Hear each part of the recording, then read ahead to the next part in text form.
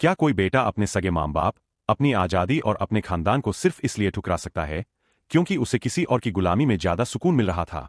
आज 2026 की इस दुनिया में जहां लोग अपनों को जरा सी बात पर छोड़ देते हैं, ईमान की तलाश में हम आपको अरब के इतिहास की एक ऐसी सच्ची दास्तान सुनाने जा रहे हैं जिसे सुनकर आपकी आंखों से आंसू नहीं रुकेंगे। एक छोटा बच्चा जिसे डाकुओं ने अगवा करके गुलाम बना दिया था, लेकिन जब बरसों बाद उसके सगे पिता उसे आजाद कराने आए तो उस बच्चे ने जो फैसला लिया उसने पूरे मक्का के लोगों को हैरान कर दिया और हमारे प्यारे नबी की आंखों में आंसू ला दिए।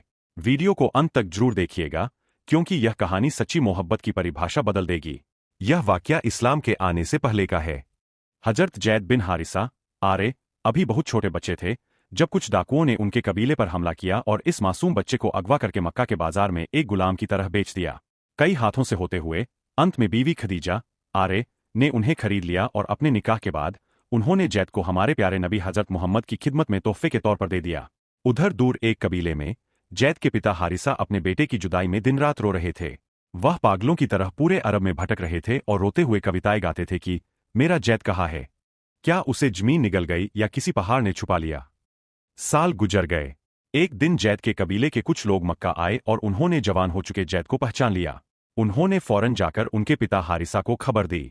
हारिसा की आंखों में मानो रोशनी वापस आ गई।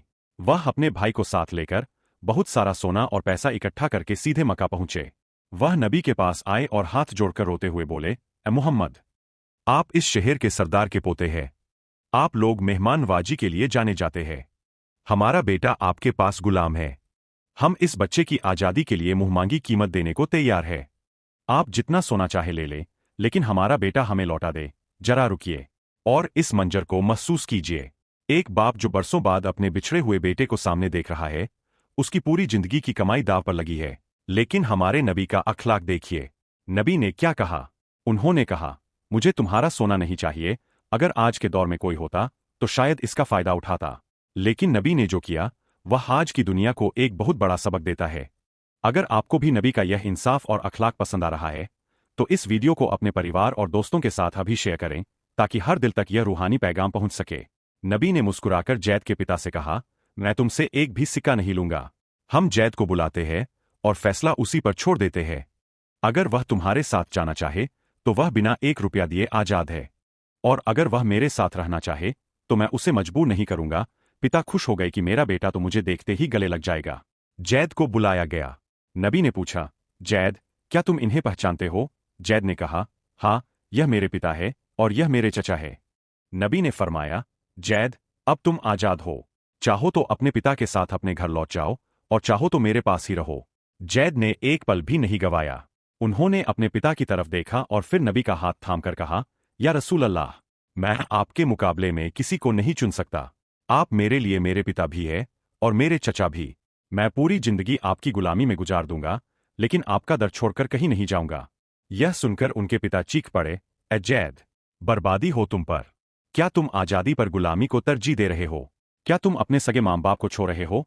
जैद ने रोते हुए कहा, अब्बा जान, मैंने इस जात मोहम्मद के अंदर वो अखलाक और वो मोहब्बत देखी है कि अब मैं इनके सिवा किसी और के पास रहने की सोच भी नहीं सकता। जब नबी ने एक गुलाम बच्चे की यह बेपनाह वफादारी देखी तो उनकी आंखों से आंसू छलक पड़े। वह खड़े हुए, जैद का हाथ थामा और सीधे काबा के सहन में ले गए। वहां मक्का के तमाम सरदारों के सामने नबी ने ऐलान किया, ए लोगों, गवाह रहना, आज से जैद मेरा गुलाम नहीं बल्कि मेरा बेटा है। यह मेरी संपत्ति का वारिस होगा और मैं इसकी संपत्ति का। यह देखकर जैद के पिता के आंसू भी रुक गए। वह समझ गए कि उनका बेटा किसी मालिक के पास नहीं बल्कि रहमतुल लिल आलमीन के साए में है। वह खुशी खुशी वापस लौट गए।